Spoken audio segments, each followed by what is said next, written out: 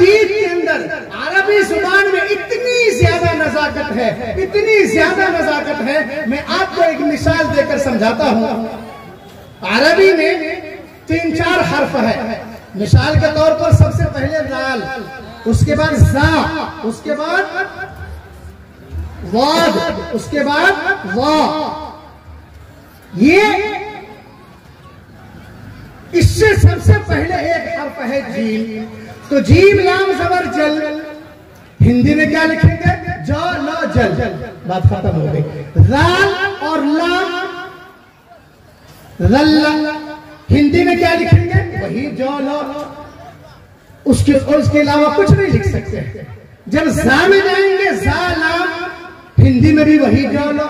हर जगह सेम है, कोई फर्क नहीं हो रहा है, लेकिन माना देखिए कितना फर्क हो रहा है। अगर जीम से है, जल्ला का माना होता है बड़ा होना, और लाल से है, इसका माना होता है जल्लत, जलील और रुस्वा होना। जा से है जल्ला तो फिसलना, ज़ाद से है वल्ला गुमराह होना, ज़ा से है वल्ला इसका माना होता है सायादार होना। कितना फर्क हो गया। और हम अपनी उसी हिंदी वाली जुबान में उसको पढ़ते हैं हर जगह जल्ला। नमाज खत्म, समझ रहे हैं? नमाज नहीं होगी, नमाज फासिद हो जाएगी, मतलब नमाज टूट जाएगी, नमाज दोहराना पड़ेगा। इतनी नजाकत है।